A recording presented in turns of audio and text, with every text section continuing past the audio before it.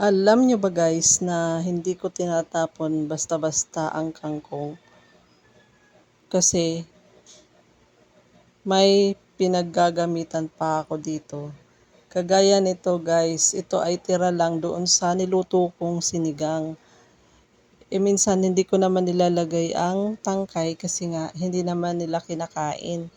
Yung dahon lang ang nagagamit ko. Kaya ganito ang ginagawa ko sa natirang tangkay ng kangkong.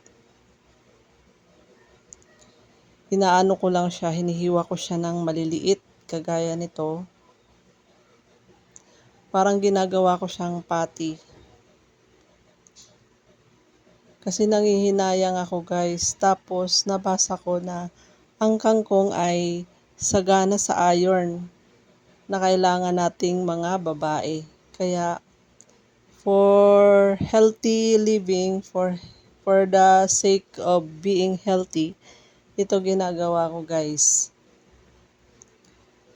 Nilalagyan ko lang siya ng, syempre, pampalasa, sibuyas, bawang, paminta, magic sarap. Tapos nilalagyan ko siya ng harina at itlog. Para siya guys na patty.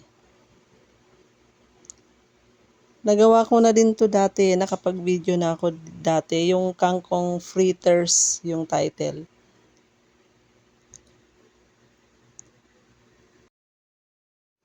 Imimix-mix lang yan guys, ganyan ginagawa ko. Tapos piprituhin lang. Ganun lang kasimple. Minsan pinapapak ko lang yan, walang kanin. Yan lang kinakain ko.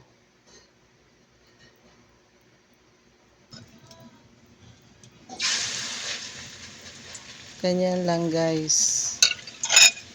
Prito-prito lang.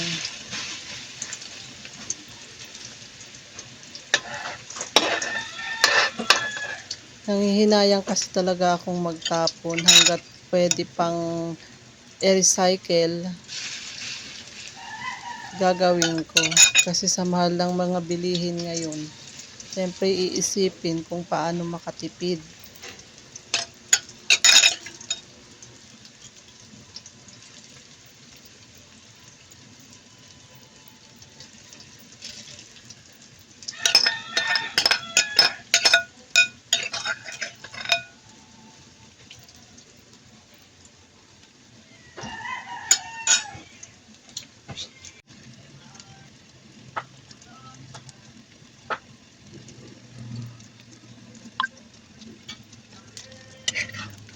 Babaliktarin lang natin.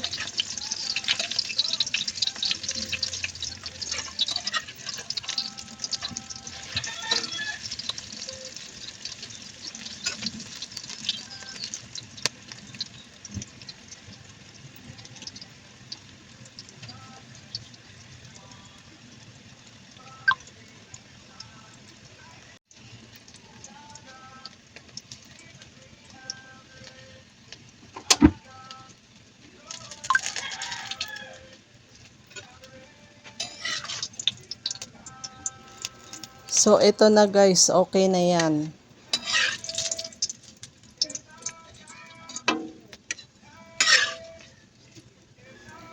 Ayan na siya guys. Thank you for watching.